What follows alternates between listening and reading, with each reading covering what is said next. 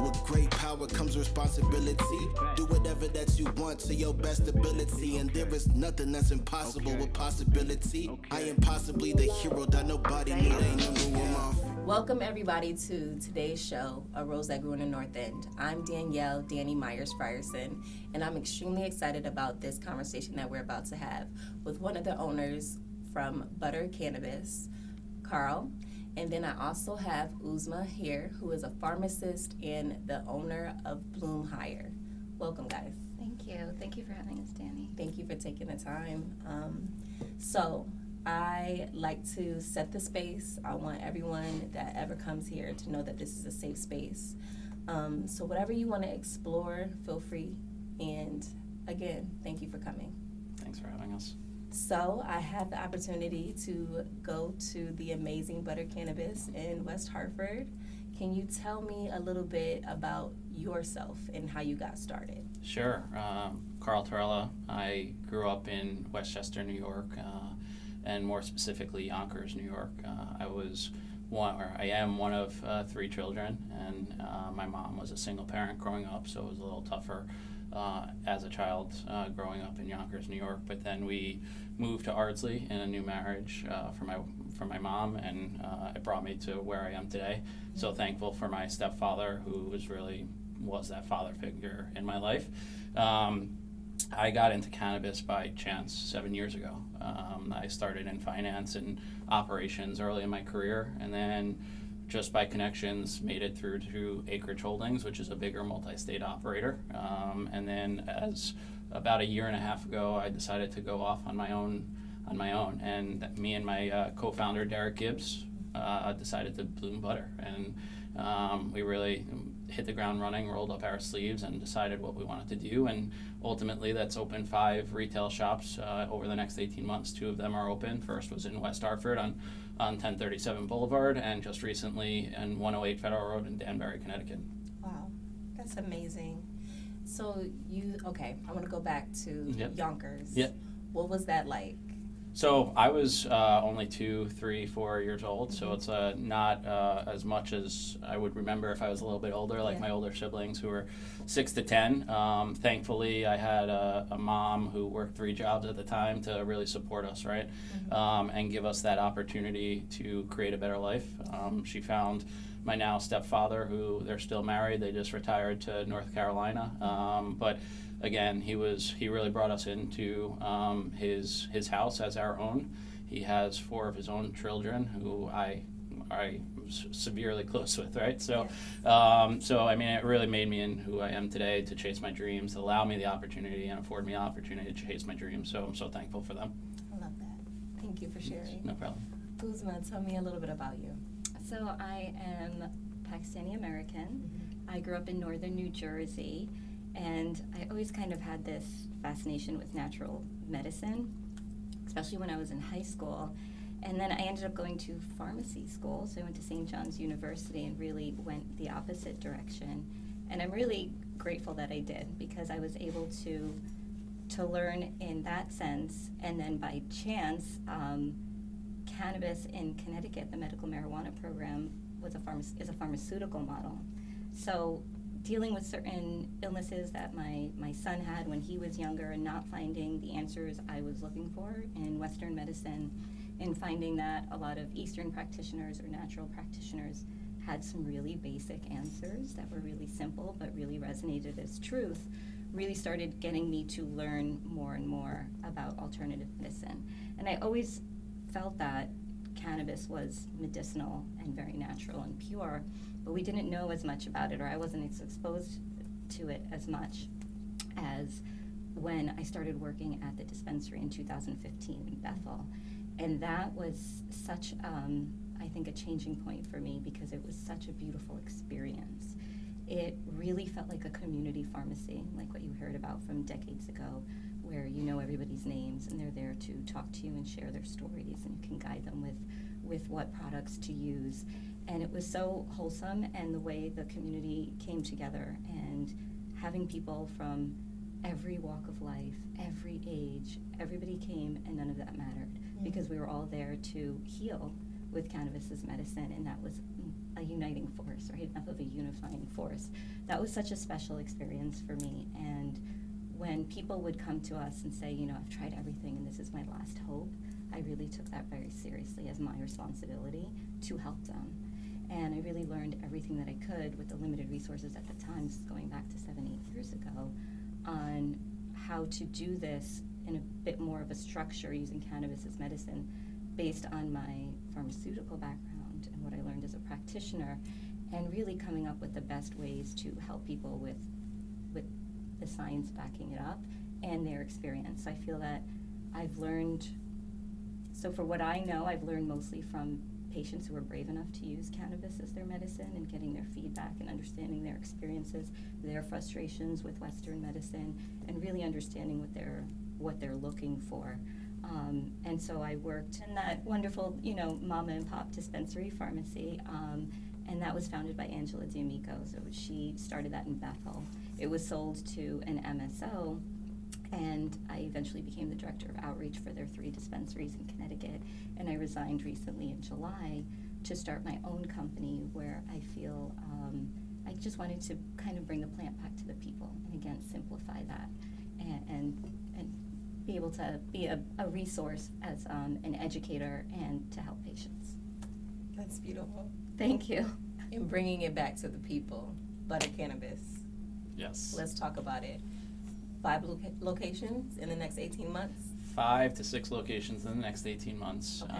We're starting to break ground on our 3rd location in Tallinn, Connecticut, most likely by February. And then we're looking at Bridgeport, New London, and possibly Stamford. Awesome. So for anyone that has gone into your establishment, what is different from BUDR Cannabis than all the others? Yeah, so the way that Connecticut works is that there's only 4 producers, right? So any retailer, any cannabis retailer in the state is going to have the same product, right? Mm-hmm. So how do you differentiate yourself? And that's really by the people that you staff, right? And how you treat the customers that by the time that they go onto your website, all the way to the time that they pull into your parking lot, to the time that they make their transaction, right? So I interviewed 1,200 people for the positions at BUDR Cannabis in West Hartford, and that's a lot, right? I mean, for 15 full-time positions, so that means that a lot of people want to be in the industry, right? And for me, it wasn't really about cannabis experience. It was more about being a good person, right? Being a good person allows us to really enhance the customer experience when they come through the door. I mean, when people come through that door, being welcomed, having that welcome feeling, having the safe space, right? Understanding that they can talk to us about their journey or their experiences, and then we can allow them the opportunity to take our knowledge from us to really educate them, right? And ultimately help them along the way. So if they continue to come back, understanding how it affected them, what they're looking for, and really creating that top-notch experience for them. It's beautiful. And talking more about the plant, can we talk about the different types of strands that are offered and how they affect the brain? So it might be a little bit of both of you guys chiming in on that. Okay, yeah, so strains are so if you look at the cannabis plant, there's the cannabinoids, which are the molecules in the plant that interact with or click onto our receptors in our body. And that will, those cannabinoids, the most famous being THC, then there's CBD, and there's over 100 others. So those are the ones that interact in our body. All strains will have cannabinoids.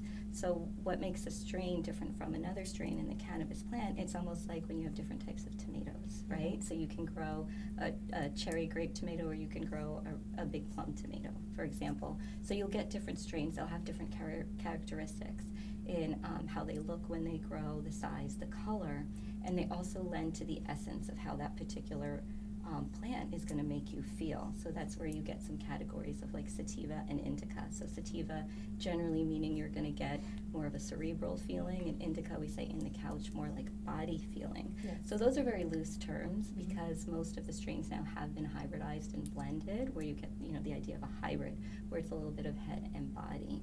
So you look at to judge the different effects, we'll look at the strain, we'll look at how much THC and how much CBD, so the potency of the cannabinoids, as well as the terpenes.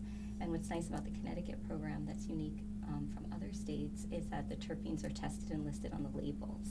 And so if you know a little bit about the strain, you kind of understand your tolerance and how you respond to THC and or CBD depending on the product, really that final determining factor on maybe how energizing something might make you or how well you're going to sleep from it is going to come from the terpenes. So terpenes are aromatic compounds that exist in most plants and vegetables and fruits, and they are really there for self-defense mechanisms for the plant. But for an example, linalool, so when we think of lavender, and we kind of know that lavender is known to be soothing and relaxing, that's because of the linalool that's in the lavender. Linalool is also in some cannabis strains or some cannabis harvests, and we'll look at the level of the linalool, for example, to give an idea of how calming that particular harvest is going to be. So there's a couple of terpenes that we look at, and then just from our experience over the years, we can put all those three things together. So the strain, the cannabinoid content, and the terpenes to really direct the consumer on getting a product that's going to meet their needs. And that's pretty cool. That's really nice. So I like to say, like, tell your bud tender exactly how you want to feel and what delivery system you want to use. So maybe you don't want to smoke, maybe you want to vape, maybe you don't want to do either of those, you want to use an edible, and then let us handle the rest. And so as part of my services, I did an education training session for his staff at West Hartford, as well as Danbury, so they definitely have been ready to go. Yeah. Nice. And just to go on that, most of our customers are self-medicating in one way or another, right? So you're saying 50 to 70% have some sort of use of cannabis that they want to get out of it, but for whatever reason, it's hard to get it out of them, right, to understand what they want.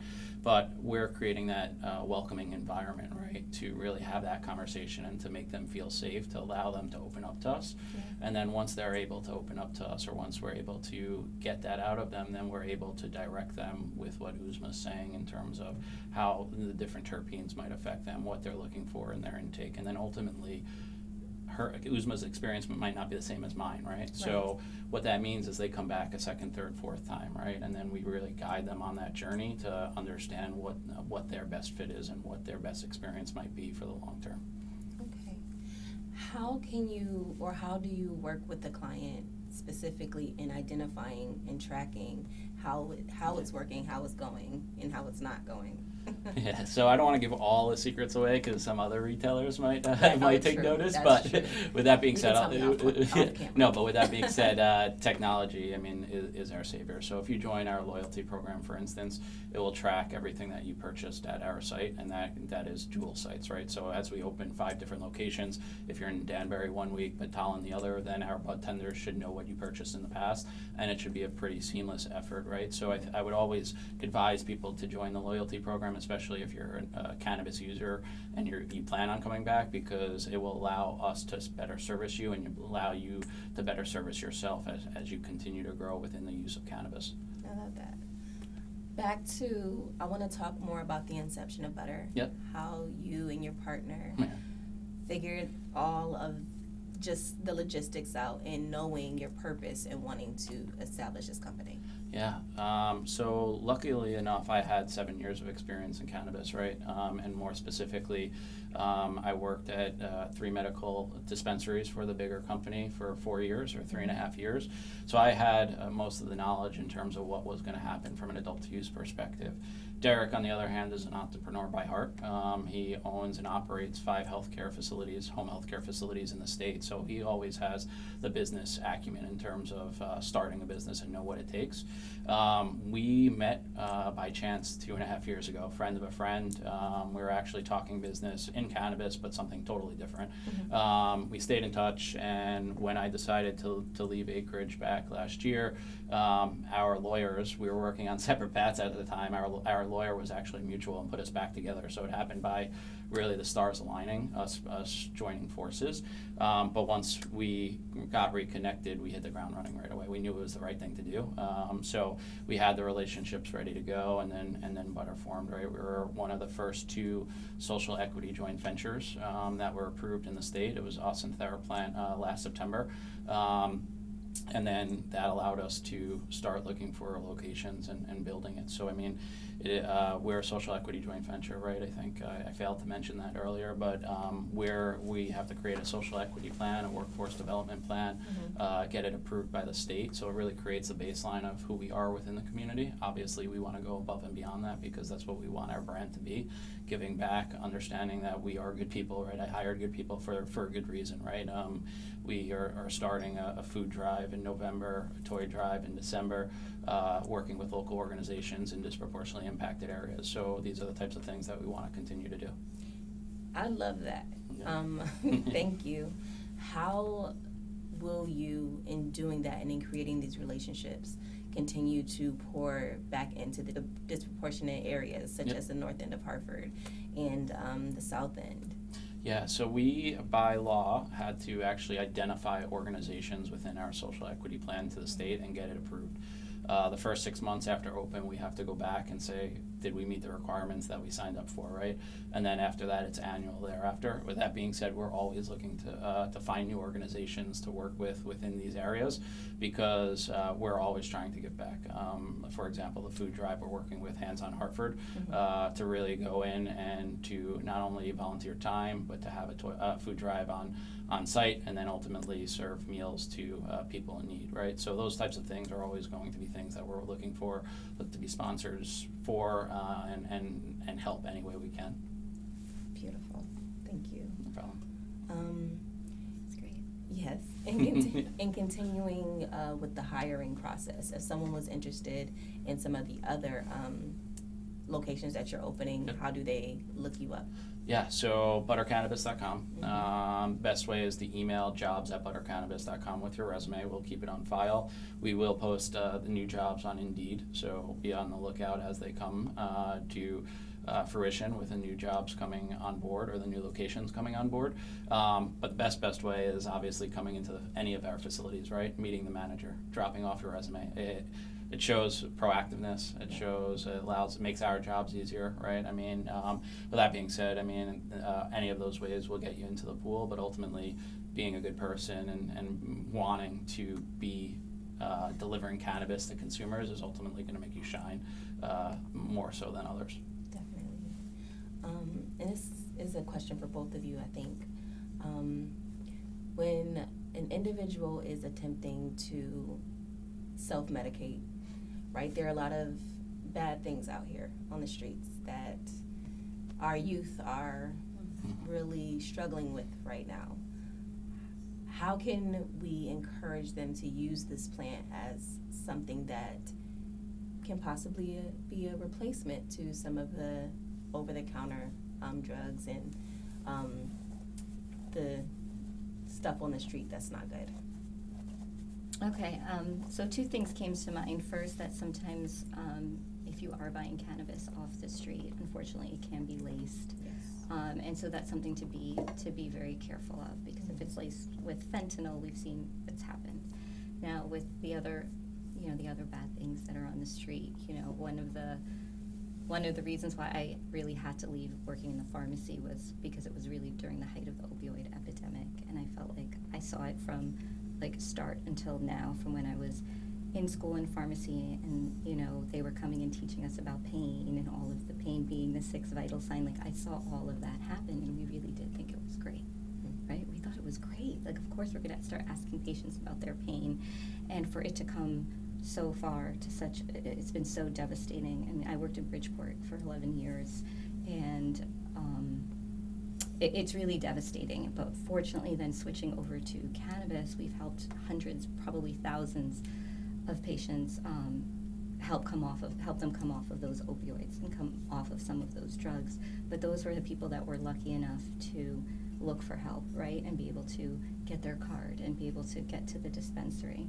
There's a lot of people who can't do that, who don't have those resources, and are not at the stage of their healing journey or their own journey to go out and find that help.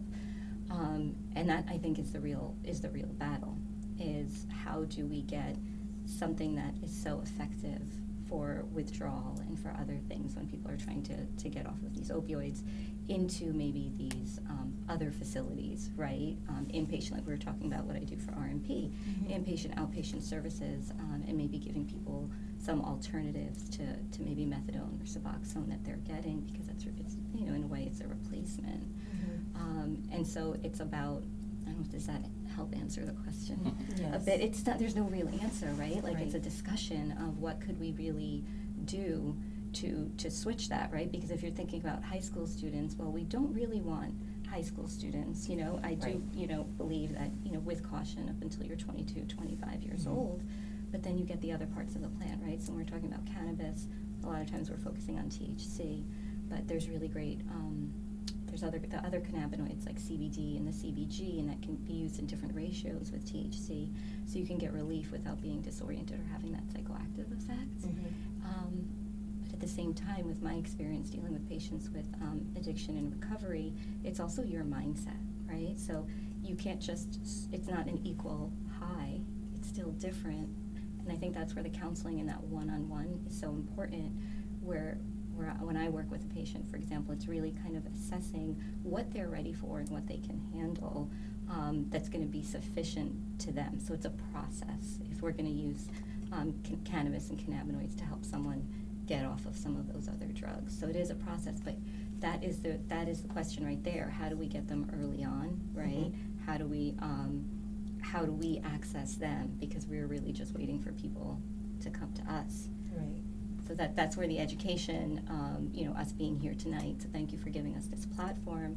And when we try to get out and educate, I help, also educate healthcare providers, whether they're physicians or other pharmacists or nurse practitioners, to again, try to get that discussion in with their patients earlier on, or have another point of access for them. Thank you. And for me, obviously education is the most important, right? So being able to be at events, be at cannabis seminars, but ultimately go to certain different kind of spaces, right, where we can speak and make people more aware of what's out there within the state of Connecticut, right, how it's safely tested through the licensed testers in the state, to understand where it's coming from, how it's grown, to give them tours if possible. The one thing that is very tricky within the state regulations, though, is that we're only really allowed to market to 21 plus, right? So addiction often happens prior to that, right? So how do we battle the compliance of our license versus trying to educate the consumer who might be younger than 21, right? And we're not technically allowed to from a compliance standpoint. So understanding that, getting our brand out there, understanding how our brand can affect people, but ultimately word of mouth becomes a huge key, right? So educating people that do come into the facility so that they can educate others, right? So that they can educate their households, whatever it may be, to ultimately allow them to affect their lives in that way. I'm still in this field because when I worked with USMA back in Bethel, a cancer patient came in saying, I have hope for the first time in 18 years, right? So, and not just cancer patients, but other patients who are addicted to opioids and things like that. That what makes it rewarding for us, right? Hearing those stories, right? So not just because we're recreational or not medical anymore, but people are always coming in giving us those stories, and that's why we're keeping to push along here in the state of Connecticut. Yes. Yeah, it's been a remarkable thing to be a part of. I feel really grateful that it's put here. Can we talk a little bit more about harm reduction? Tell me, how can we do that? How can we implement it a little bit more? So there's, cannabis still has a lot of stigma to it. Right. Okay, so when we talk about harm reduction, there's a lot of healthcare providers and general public who think cannabis is on that bad side, right? And so the first part, as Carl said earlier, is educating on the science. There has been so much research on cannabinoids and the human endocannabinoid system and the potential for cannabis as a healing plant, right? But they need the proof, and that's great because I use that science to back up my patients, to empower them. I say, you don't just think you feel better. There's science here, right? That's showing us what it's doing physiologically. So it's a matter of getting that science part out there, and then also correlating and showing some direct relationship to that. It's, the plant is supplementing the endocannabinoid system and causing these changes. So that's some of the pushback that I get well, how do you know it's the cannabis? How do you know it's this? Well, nothing helped this patient for over 10 years, and she started this, and now we're seeing these results. But that's not enough for a lot of people who have the stigma to cannabis. So that's the first thing, is that a lot of people are putting cannabis in the other bucket than you and I are right now. So for harm reduction, I think that first and foremost, the education, and then safe access to safe meds with someone guiding you. So you can use cannabis. I mean, one of the things I love to do is working with patients with complex conditions who have been just maybe smoking cannabis for 10, 20, 30 years, and they say, oh yeah, I use cannabis as my medicine, and they still may have some symptoms, right? They're not like 100% feeling the best versions of themselves. And then when we start introducing different cannabinoids, or we start targeting it or educating them about strains and terpenes and what to use at what time of day, and then again, we talk about ratios, right? Ratios of CBD and THC and other cannabinoids. You can take someone who's been using just THC for decades, and in a couple of months, they have another incredible improvement. So it's really about educating and having access to the whole plant, and not just these really high THC products that we're seeing. That's turning a lot of healthcare providers, or even psychologists, off. Mm-hmm. And I think that affects the way patients are educated there compared to when events like this where we're talking. So they're hearing opposite things, yes. And that's really confusing. That's something that I see a lot. Okay. What is the future for BUDR? Yeah. So obviously we are in rapid growth right now, mm-hmm. but we want to make sure we stay true to who we are, right? So we want to grow, but grow in the right way. So we're a social equity joint venture, so we want to build the business the right way, but also give to the community the right way, right? So we are going to open 6 stores in the next, call it 18 months, another 4 stores, and then ultimately look to build bigger, right? I mean, we want to really destigmatize cannabis, right? I welcome the stigmatization of it, because it affords us the opportunity to change someone's mind, right? Mm-hmm. So as we continue to grow, that allows us a bigger subset of people to change their minds, right? And ultimately do what we love doing, and that's providing safe cannabis to the people, right? Safe and affordable cannabis to the consumer, right? So 6 stores over the next 18 months, and then ultimately bigger, hopefully. That's beautiful. That's awesome. For your suppliers, yes. How do you choose who's going to be in your store? Yeah, it's a great question. So medical program differs a little from the recreational program or the adult use program. So from the adult use side, there's only 4 producers in the state right now. Mm-hmm. So we're kind of handheld in terms of what we can have in the state. With the growth of the licenses over the last 12 months, we expect another, call it 3 to 10 growers over the next 2 years. So that will give us brand variety, product variety, and bring new life into the market, because we've had the same 4 brands since the inception of the medical market in 2014, right? So in order to really compete with the neighboring states, Massachusetts, New York, New Jersey, who have all these other brands and have all these other growers, we're going to need that, right? People can still easily drive across the border to New York once it opens up, or to Massachusetts or to Rhode Island, and get their brands that they like. It may be the same cannabis, right, in terms of terpene profiles and what it's used for, but really that brand recognition to the consumer plays a key part in how they buy and when they buy and where they buy. So being able to grow in the right way and work with regulators and the state government to really build it in the right way is going to be key over the next 18 months. So you talked a lot about your social equity. Yep. And I mean, I have ideas. Just so you know, I have ideas on how to assist in really empowering the people. Mm-hmm. I really think that it's important to, and I told you guys before we got on camera, I've been gone for 16 years, so there's so much legislation that I have no idea about. Because when I left, this was not anywhere on any table. Mm-hmm. But definitely a way to engage the community is even maybe allowing some of them to bring some of the products that they decide to grow, and I don't know what that looks like. Yeah. So how would people do that? So, I mean, it's really stringent on what you can do inside the facility, right? And or what you can do on premises, right? Because we act like a prepackaged pharmacy pretty much, right? So everything's prepackaged to us. People can't see it like they can in Massachusetts if they were to go to a retail store, right? So it's a little different. With that being said, you can do private events, private educational events, private events for connoisseurs in the market, right? You're allowed to safely grow plants at home per legislation, so understanding what that might look like in the future is possible, right? But we always welcome new ideas, right? We want to be the forefront of change in the state and ultimately the cannabis laws. So, I mean, if there are ways that we can bring cannabis forward within the state, then we would definitely be on the forefront of helping that out. Great. That's a good idea, Danny. Thank you. Don't take my idea. Yeah, we'll work out the logistics. Yes.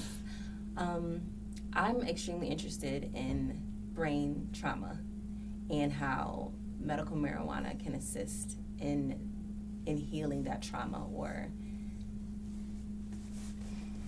I don't know exactly how to, it's still in my head.